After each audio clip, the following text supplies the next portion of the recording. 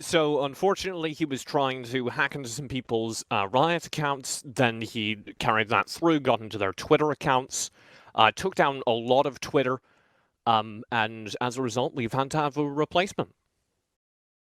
Yeah, unfortunately, the Niberian prince himself did promise me quite a bit of RP, so I'm a little bit disappointed. But hey, pretty happy to be here regardless, TJ. Up for a very good night with you. However that sounds. Thanks, All Prince. I'm up for a really good night with you as well, because we do have 100 Thieves next, playing against Mirage. Let's dig into it. Of course, you have been stepping into this. I know you cover a lot of the EU amateur stuff. I really enjoy the streams you do with the regional leagues there, where you really pick apart their games. And I'd love to have your thoughts as you were prepping for this matchup, given that 100 Thieves next are kind of viewed as our best and brightest. How do you think they'd fare in the EU regional league? So in terms of in EU regional leagues, I think they're still a little bit below some of the heavier hitters there, like EU Masters qualifying teams. Just given the fact that you look at EU Masters as the equivalent to NA Academy, and it's actually a little bit of a step up from that, even an amateur. While they could kind of rival some of the lower end academy teams, and you're seeing some of the higher end academy teams make a splash in LCS, I still think there's a little bit of a difference between NA amateur and EU regional leagues. Oh yeah, I think that's a very diplomatic way of putting it, Ibris, and we'll move on before you get lynched by chat.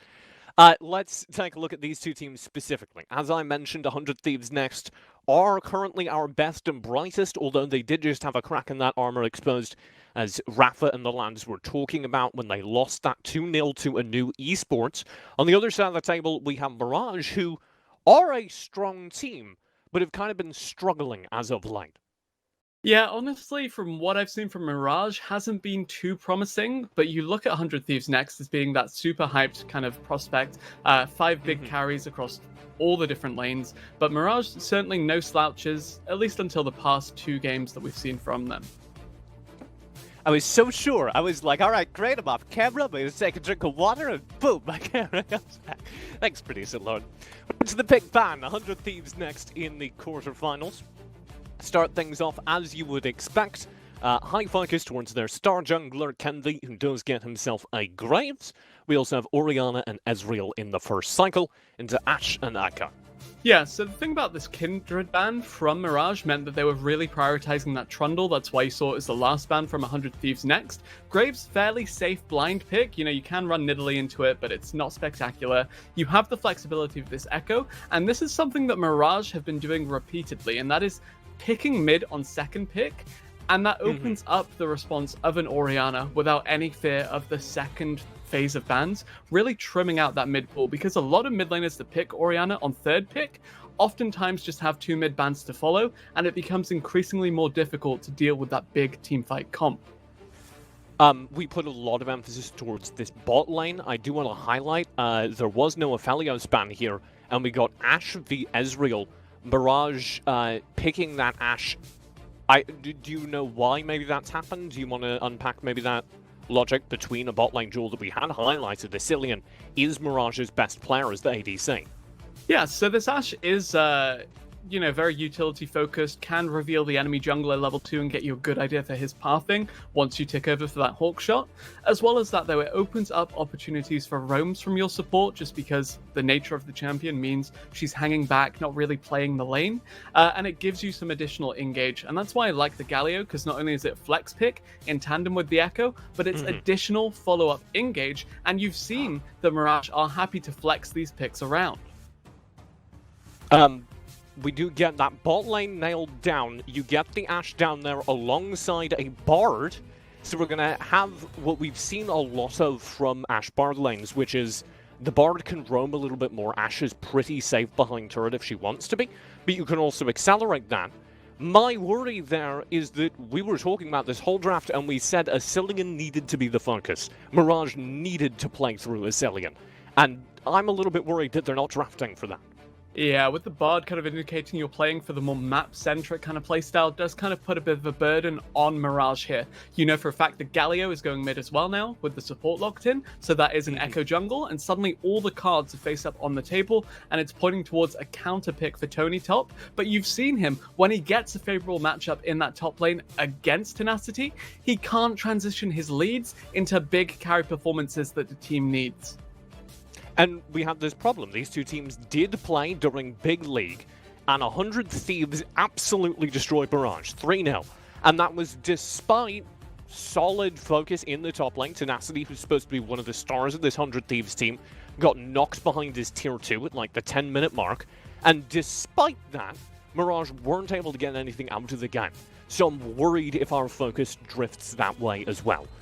Mirage have developed a composition that can roam a lot during the early, that can be flexible and gather together for teamfight skirmishes around 15 minutes. How do you feel about it versus 100 Thieves? Yeah, so the thing about this Mirage comp is that not only do you excel in skirmishes, with that Camille especially being the entry point for the Galio, you know, that was a classic back in Season 8 when Galio was reworked, it was Camille jungle into Galio mid.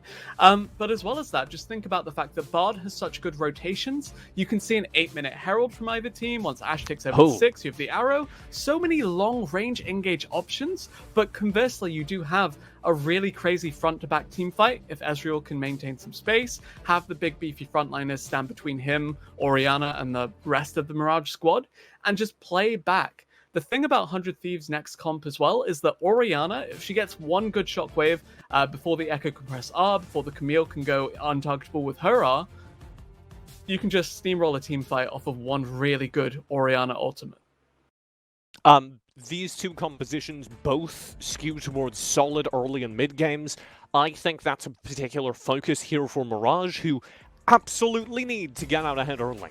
We've seen so many times 100 Thieves next will just blow out the early game and never slow down from there. The only time they've looked threatened, the only time they've been shut down, it was Anu taking the fight to them from moment one, challenging that aggression, playing through 5 fire and mid. It'll be a little bit different here, I think, because I don't have a whole lot of faith in any of these lane matchups, except maybe for the very bot lane for Mirage, where, of course, Asilian is so terrifying. I mean, as well as that, though, you do have the fact that Galio can get a fairly hefty push in the mid lane. Yeah, the account names are really tilting me, but hey, I think this is Polar Ace. You live doing that from memory. Don't shout at me, chat. I think this is Polar Ace. Of course, the full roster from Mirage, top to bottom, is Tony Top, Hiami, Robbie Bob, Asilian, and Mist. Yep. Sorry, continue. And I'm a pretty big fan of the Galio, as I mentioned, just because you get that guaranteed early push into Orianna. Yes, it's ranged into melee, so the Orianna can trade with you pretty aggressively. But until she cycles through the spellbook to ignite 6 minutes 30 into the game, no real kill threat there, and that should mean that we have a winning mid-jungle matchup in favor of Mirage, because they got to counterpick the Graves with the Echo anyway. And that should mean that Mirage should have a good case for taking over at least the bot side of the map, as you mentioned. And this was one of the things we were talking about with the desk. I believe it was Cubby who brought that up. So shout outs to Cubby, who's having a terrible day in terms of predictions. So maybe he can get this one right. Hiami and Robbie Bob play really aggressive. And a huge part of a news strategy that took out 100 Thieves was destroying copy in mid, putting a whole lot of emphasis. They don't have 5 fire, but they maybe can simulate that by playing through the mid jungle duo. Definitely will be the early game that will tell us which one of these teams is gonna, approach that nuclear point where the team fights really start to be very telling as to the outcome here. You have the Orianna shockwave that we continued to mention, but don't count out the big ranged carries in the Graves, in the Ezreal, and the fact that 100 Thieves have such a beefy front line that the key members of Mirage are gonna have to deal with. Tenacity. What the style points during the early game. So just from the draft, I always do this to you, Emperors. Just from the draft, how do you feel about this game? Do you think Mirage have done enough? I think Mirage actually have a very, very good, easy to execute comp. The issue is, I'm not sure about the Bard here, because Bard really needs to get things going early. And yeah, while you can kind of mildly inconvenience the enemy team on a bad day, there's still a lot of pressure to perform, especially in the earlier stages, when it comes to, as we mentioned, those rotations around the map. It does feel a little bit like the odd person out here, because you have a team that should be building through Ascelion, that should be building through that bot lane, and Bard is kind of code, at least traditionally, for, we'll maybe play weak side bot lane. Yeah, and so I do want to touch on what we are seeing in terms of, playing around those side lanes in particular. And the fact Echo starts on the bottom side of the map here does suggest that he'll look level 3 towards that top lane where they've picked the Camille willingly into Ornn. Tenacity been fairly good at juggling kind of these ganks, balancing out the W from the Ornn so he's unstoppable by the time a CC comes his way. But as you said, weak side Bard just kind of backing off, chilling back, and honestly, 100 Thieves really happy with the way this bottom half of the map is going so far.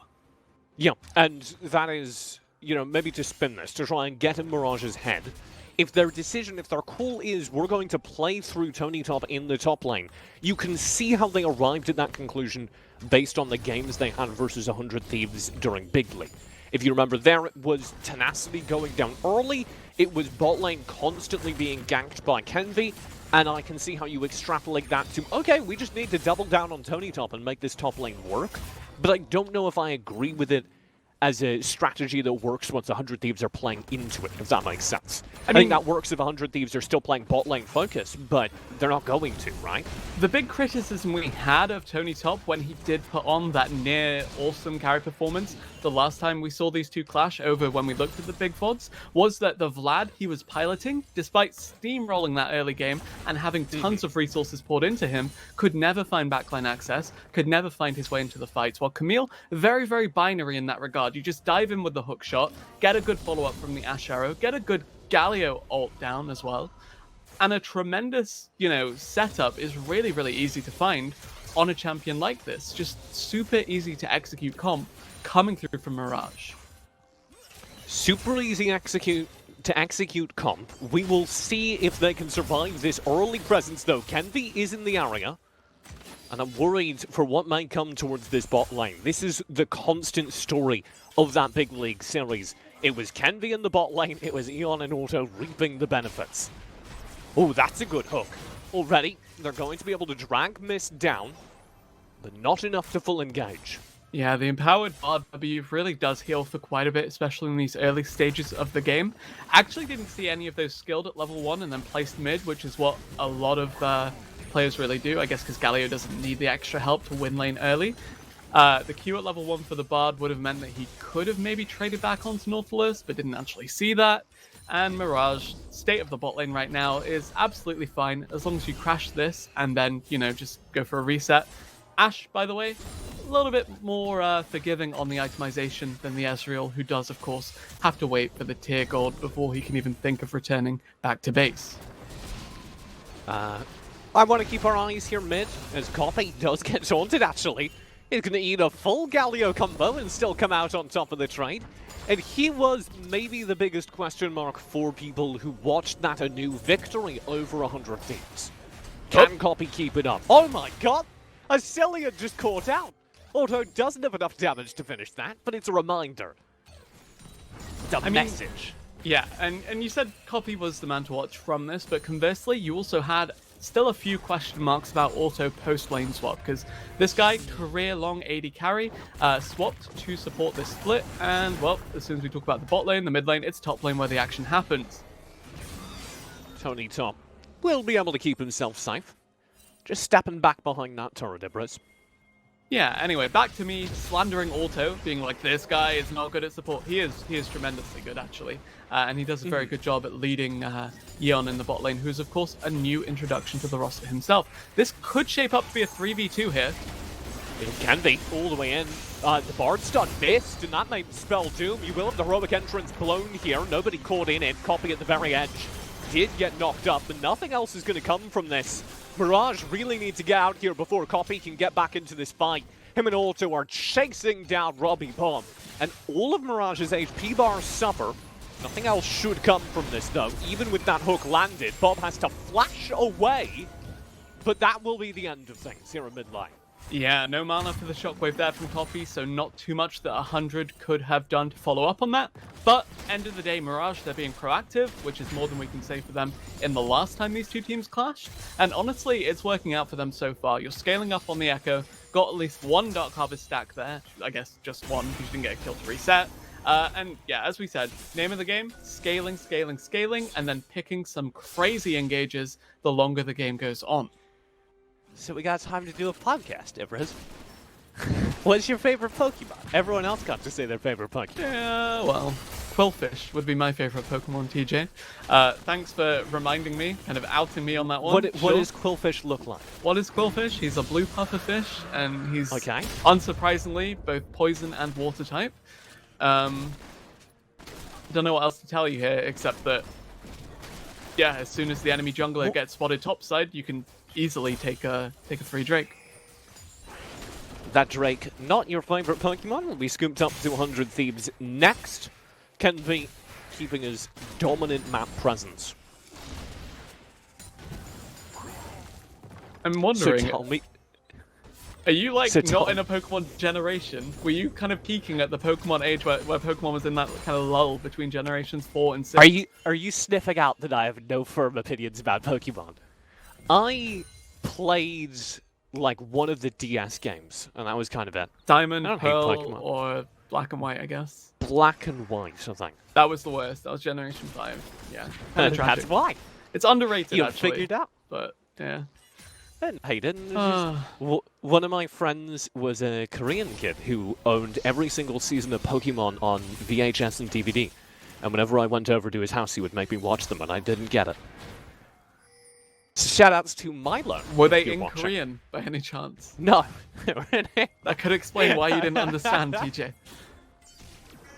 Our podcast continues because Mirage continued to just stall out, waiting for a late game.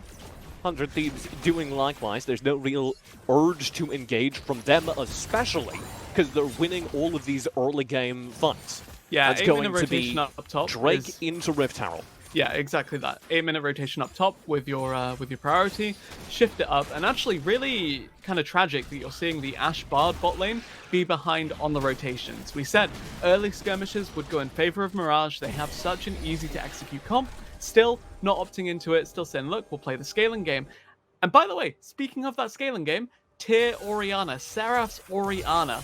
And that means tier Ezreal, tier Orianna, 100 Thieves just freely investing in what should have otherwise been a fairly rough early game for them. I'm going to see, I think, a lot of stall in our future, Ibras, because there is absolutely no reason for 100 Thieves to be taking any risks. And Mirage are playing really safe, which is understandable when you're playing against a team like 100 Thieves, but I feel like they're just going to end up freezing into oblivion here. I think this is going nowhere fast. They're just going to keep getting outscaled here. Yeah, really concerning that we're seeing such a hard commitment for a side of the map with no real objective to be taken on it. They are all bot right now. Yeah, maybe you hard commit for a plate or two, but not too much to be asked there. I'm looking for Camby to be making a play in the next couple of minutes and then just snowball that into the standard Herald for a few plates or a Tower First Blood, whether that's one big skirmish bot or just a pretty clean gank mid to force Robbie Bob off of the tower and then get some gold funneled into copy and really accelerate this Orianna, who's of course stacking her Seraphs as we mentioned, and probably gonna go for, well, typically in EU you see Ludens into Spellbinder as the go-to bursty Orianna build, but I'm not sure if Seraphs into Spellbinder really gives you enough damage to play the game, as it were. Producer Joe, is that font Papyrus? I'm trying to work out what the font over the HP was. And I have a visceral... Okay.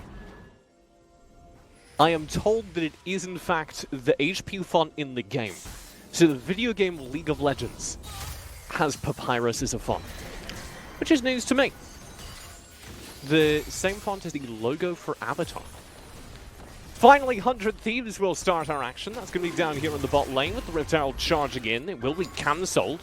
I don't think that will save the turret, though, as actually that's a very good depth charge from Auto, and Mist is already down to half HP. With Kenvi just hunting a Cillian, it is a disaster down here in bot lane, and I don't think Robbie's going to change that. Flash away, keeps Eon safe. He's now gone. Hayami? Bobby has entered this, and even as Hayami arrives, I don't think he turns this. This is actually awful for Mirage. 100 Thieves managed to get several kills. They'll keep doubling down. Hayami cleaned up as well. And Mirage lose everything. So the trade back there looked fairly cool for 100 Thieves because, hey, they got the initial kind of fight going. They saw, all right, Mirage are answering, but we can just rotate the Ornn down. Tenacity comes in, Tenacity lines up the ult, and suddenly members of Mirage just drop left and right. Not only do they lose a Cillian in a 1v1 with the Graves elsewhere, but the dive is, you know, kind of clumsily executed, but it's still fine. And they just get so much more off of the back of it that, honestly, this was not a good scenario for Mirage to be in. Because as we said, they scale. Sorry, 100 Thieves scale. 100 Thieves have that late game insurance. And if the fights are already going like this, the skirmish heavy playstyle that we said they should opt into is maybe not the best play to take. Yeah, I don't know why people kept committing to that fight. Like, I was just dumbstruck the second I saw that first heroic entrance in. Like, that fight is already over. Why are you ulting in to save your Bard? And then Hayami runs in. He's like, everyone else is doing it. All my friends are jumping off a bridge. I've got to do it too. Dives into this fight and just gets melted. Credit where credit is due. Copy actually leaving mid lane and not being like, I've got Seraphs, I'm Orianna, just going to farm up. Actually had the onus on that roam, followed the Galio as soon as Robbie Bob looked to make the heroic entrance. I think just trying to shadow the Galio and trying to interrupt him with your ultimate as Orianna at this stage of the game is enough. But actually, while not managing to do that, you did still see a very, very good commitment coming through from Copy there. And together, the solo lanes of 100 Thieves really pull that bottom three of their roster further through here. Yep. And it's disastrous for Mirage, who I think thought they were going to scale into a good team fight in the mid-game. And, well, that puts a damper on things. This has been a very, very slow and steady farm game for Mirage, which normally I have no trouble with, but I don't think they've drafted a comp that works particularly well with that playstyle. You know, if you have an Aphelios down bottom, couple other hyperscaling characters, I believe, but I don't think Ashe does enough damage. Do you disagree? I believe that Ashe can do a lot of damage, but if you're in range to auto as Ashe here, you're going to get smoke screened, you're going to get shockwaved. There's no real way for a Cillian to navigate these fights unless the wombo combo that we mentioned before does come through from Mirage. Oh, good shockwave. There's a wombo combo from 100 Thieves. Tempered Vapor lands, delaying the execution. And that is all that it does. Top lane Yami's trying to stay alive, and he too is gone. Underneath the tower, a 1v2 attempted from Tenacity. He'll get the first kill. Tony Top is hot on him. Flash over the wall, will get him to safety. He's ulted, and Canvi saves him. What a play! All right, mechanical play from Tenacity there on the Ornn. Rare mechanical outplay from the Ornn there. As soon as the Camille wind up on that ultimate, the Hextech ultimatum comes through. Flash, so she follows you, and usually that is bad. Usually that means, oh god, she's caught me even though I flashed away. Instead, he flashes the Camille into his jungler for some extra backup, for the guaranteed execute, and Tenacity plays that marvelously. Benefit though, Mirage get a turret. The communication to know exactly where Kenvi was, exactly where Kenvi can join this fight. Here's the whole 1v2 start to finish. Yeah, just a big commitment for this tower while the minion wave was still there. A little bit clumsy though. And yeah, Hayami just, Tony Top already left, Tony Top already dropped aggro. Kind of rough play here. And yeah, here, you flash so the Camille follows you, bam, oh my here. god! Nice cleanup. Easy money for the top laner of 100 Thieves. And honestly, rinse and repeat of what we saw last for time. that paycheck, Ibris. Don't slander the man like that. He rinse works for that paycheck. From what we saw from him last time, actually, where you have Mirage hard commit to shut down Tenacity when he's on weak side. He's playing a champion that doesn't care if he has a rough early game and gets shut down. Sorry, gets a shutdown in response, and that is just, ugh. How many times do you want to try to shut down Tenacity on Ornn, on GP, on these champs that really just don't care if they've had a rough early game, and get outplayed for it? Yep. Tenacity, it doesn't matter if you're winning in CS if you knock him out of lane because he's playing Ornn. And the last time this Mirage theory of focus in the top lane, put your jungler up top, get early ganks on Tenacity, the last time that happened and it worked, he was playing GP, who can be knocked out of early lane, to be fair. But they clearly draft with the awareness over on the 100 Thieves next side that Mirage had done that last time. And like I was saying, you know, at the head of the draft, at the head of this game, that strategy does not work into a team that is aware it's what you're going to do. Again, I really struggle with the fact that Mirage have opted into this kind of trading blow for blow kind of playstyle throughout the early phases of the game, because you're playing against an Orianna with tier, playing against an Ezreal with tier, you're playing against these scaling carries that are just happy to trade 1 for 1, trade 7 for 1 in this case as well, more than happy with that. Just really, really perplexing that Mirage would actually opt into kind of accelerating 100 Thieves into their more comfortable mid-game. Yeah, they opted into playing passive early game into a mid-game draft. And now they're paying the price. Hiyami stunned up by the Ornn. Turret is gone. Here comes the call, the Force God. And since he's rung up on the telephone, Hiyami has to ult away. There will be no survival. I don't know what Mirage do as this second charge goes through.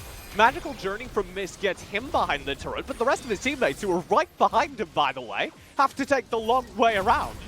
And as a result, this turret's just going to go down. Oh my god, barely alive. Not quite. Yeah, the tier 2 mid, once that's cracked open, you notice the Umbral Glaive from the Graves. You notice the fact that the Sweeper is already on CD from this Nautilus of Auto as well. And then once you crack open that mid tier 2, really, really easy to just deny all sorts of vision from this crazy engage comp that we mentioned. Hawkshot, a little bit of a boon, but when it's your only real source of reliable vision because the rest of the map is completely dark, it does become a little bit of a daunting prospect that it has a 40-odd second cooldown between charges.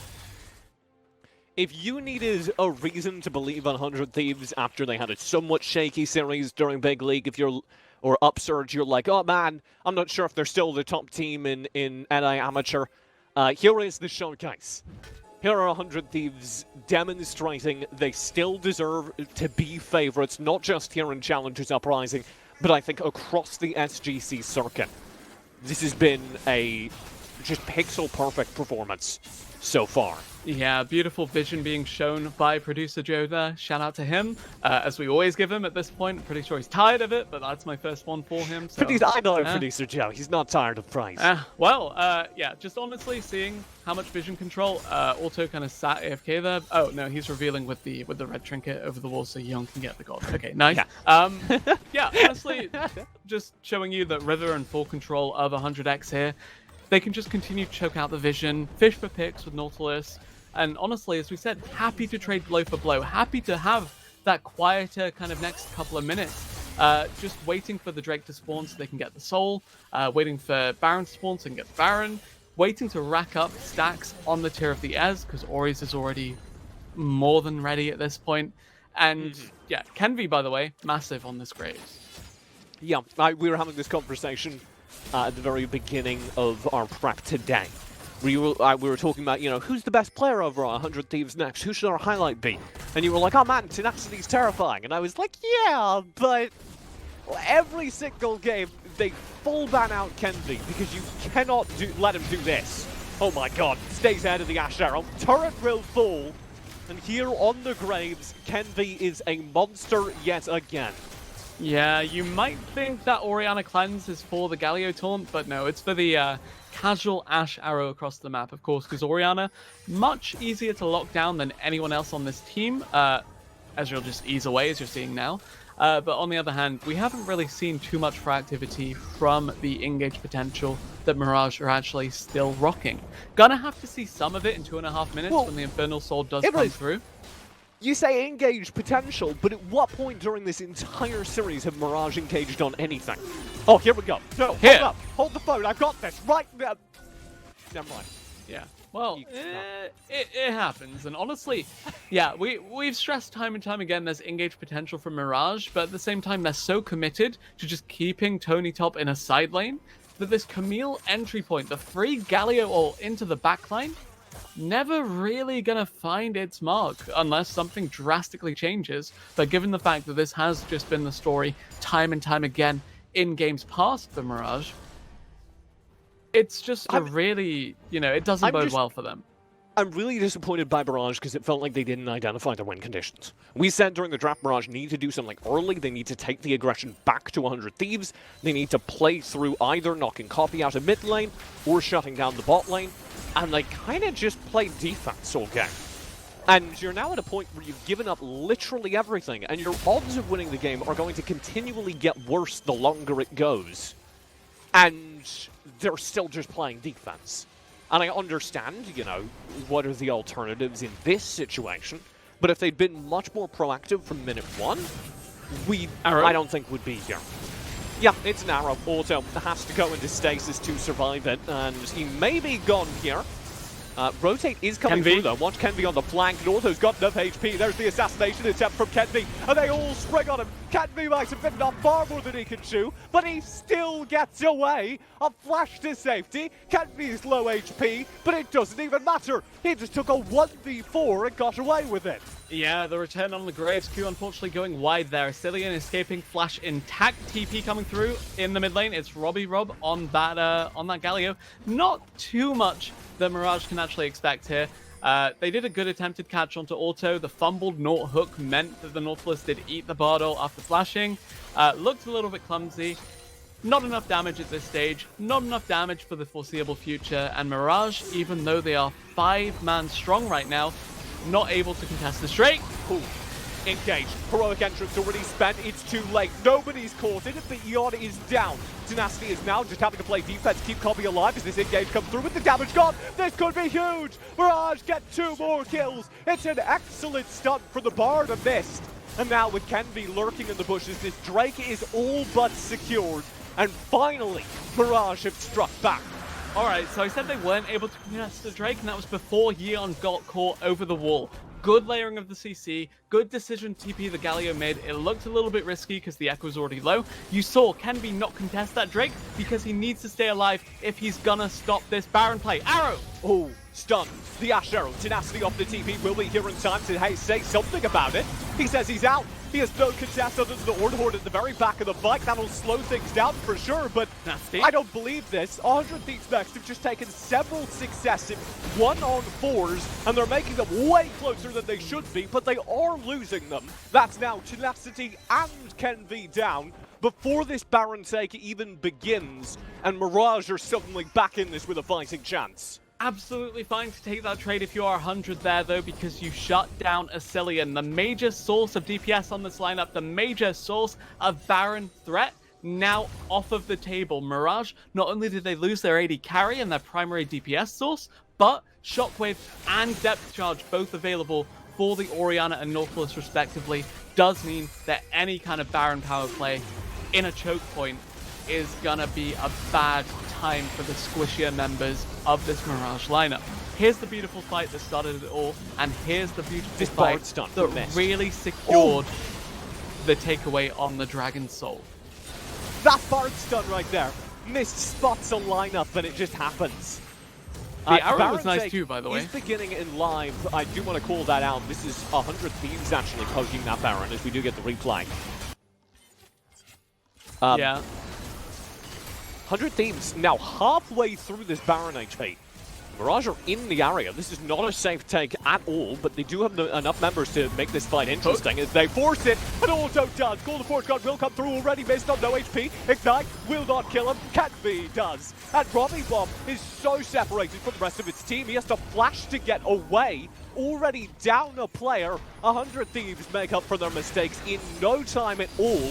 They've shut down Mirage's hopes. Yeah, Mirage trying to wrangle back mid-prio here in the hopes that it stops this Baron take from 100 Thieves. But we mentioned this Ashe, the only source of DPS from Mirage. 100 Thieves, no such reservations. You have Ezreal chucking out the Qs and autos, Graves doing magic, Orianna here too. Heroic entrance in. Tony will be able to get away. Tenacity down to deliver HP. Hyami versus Kenby, meanwhile, happening up top, and that is worth noting because Hyami wins it, shutting down Kenby, shutting down this smite for 100 Thieves next. In the meantime, though, with Robbie Bob gone, The rest of Mirage are struggling to stay alive across this fight, and 100 Thieves are hunting Yami.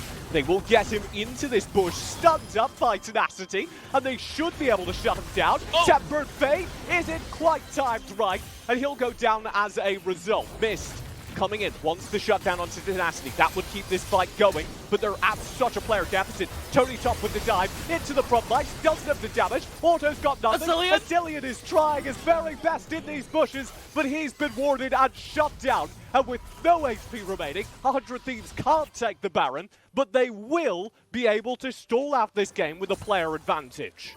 Yeah, the Ashe mechanics came through there. The kiting was immaculate, but it wasn't enough. In the face of 3 damage threats, you saw Azilian fold. Kiting front to back, doing what the Ashe has to do, but unfortunately, not enough. The rest of the team was dead, the front line was out of the picture, and yeah, this fight looked fine. The issue I have is that it was so split, there was so much chaos, and we mentioned you need this comp from Mirage to layer the ultimates. Their fight is so conditional that when it comes to just, you know, kind of taking skirmish after skirmish after skirmish, it just becomes progressively more difficult. But Baron doesn't get taken, Ibras. Mirage stopped the Baron take after getting turned and burned immediately upon contesting. And I think that's worth noting, because they started every single fight in that sequence at a player deficit.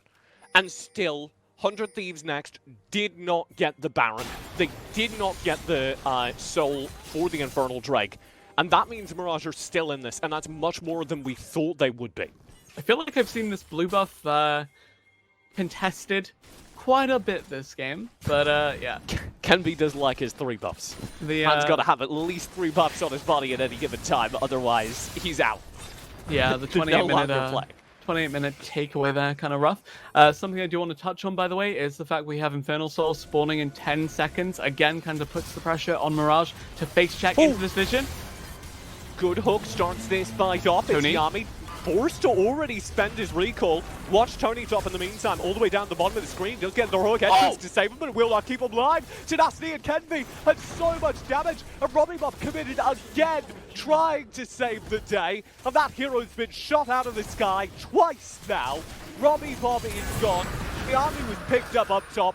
There is the Infernal Soul. And 100 Thieves next are looking for Baron and a game end.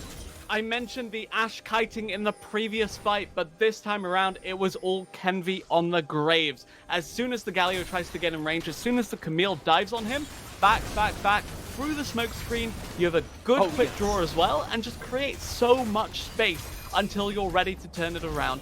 Maybe we see the Miracle Steal from Mist here, but pretty unlikely as the Bard is just a Bard. This is an unsealed spellbook Bard. Low HP? Oh, okay. Good Tempered Fate. Put a Tempered Fate to that. I like the way you're thinking. Yeah. Doesn't happen, unfortunately. This will be Mirage dropping the Baron, dropping the Infernal Soul, and I think the cleanup should come through. But to kind of post-mortem this game, to skew our thoughts towards a game 2, as I think Mirage ought to be as well, what are the takeaways? What works for Mirage here? Even though they lost the early game hard, and they just lost a sequence of fights here and late, there was a period in the middle where it was weirdly close for those 2 factors. Yeah, they actually punished the over-aggression and overextension from 100 Thieves very, very well. Taking away a Drake as a result of it, and, you know, getting a lot of pressure around the Baron for a good period of time on top of that. The issue is there isn't enough proactivity outside of those miracle fights kind of happening, and that's where I think Mirage maybe could have taken more control of the early game, or at least not let Orianna and Ezreal scale up completely scot-free. It felt like all of the pressure that Mirage was putting out was onto Tenacity on the Ornn, who just shrugs it off, upgrades his teammates' items, and, you know, just becomes unkillable come this phase of the game. If Tenacity drafts something safe like the Ornn again, I want to see Mirage play through the bot lane. I think I want to see that regardless, because Azilian demonstrated in those fights. He is the mechanical god everyone's making him out to be. I just want them to use him more. Kenvy starts this game end by going in. Azilian will instantly grease him with an arrow, and that might make things interesting were it not for Tenacity and Auto's steadfast presence on the front lines. They've already got a kill, and Tony Top into the stasis will not be safe from their vengeance. You're going to see the Galio ult, but the heroic entrance is far too late. All of the victims are already dead. All of Mirage are already dead. And 100 Thieves next have cleaned up yet another game. They are as yet undefeated here in Challengers Uprising. And if you watch this game, you have a very, very good sense why. Disciplined enough to just play 2 lanes with their Baron buff, pushing in bot, pushing in mid. 100 Thieves take control of this game and don't let go. But it is a BO3. We're coming soft with that little nugget of hope. The little sparkle, the asterisk your on the 2-0 edge prediction. Yeah. Okay, well, the thing about a 2-0 for Mirage, right, and you're going to be like, TJ, you're crazy. Why did you think it would be a 2-0? I want to know that Mirage have taken a game off of almost every team that got out of groups. The only team they didn't take a game off of was LBGN, who we saw get shattered earlier today, so I don't know. That's kind of weird. They took a game off of a new, but did not take a game off of LBGN. But they took a game, most importantly, they're off of a new Esports. And you might be like, how does that matter? Well, let me tell you, Libras, a new Esports took a series off of 100 Thieves. So by the transitive property, if Mirage can beat a team that beat 100 Thieves next, that there's a way that is possible. And I think that last game demonstrates they do have the mechanical skill. It just all needs to be put together. I am furiously blinking at you because I was like, okay, yep, nice. I fully behind you on that one, TJ. But honestly, looking at that game, convincingly one-sided. And again, Mirage had such an easy comp to execute. Had they ever got the Camille ahead, had they ever grouped with the Camille, had they not had that disastrous bot lane weird commitment that they did when they were kind of behind on the play and then tried to salvage things, and it just blew up in their faces. Mirage's team comp felt like they wanted to skirmish early, wanted to press things, and they never did. They stalled out, we waited till the mid-game, we got 1 or 2 good fights out of them from 100 Thieves Next mistakes. You can never play a game versus 100 Thieves Next waiting for them to make mistakes, because they will not make enough for you to be able to win off of it.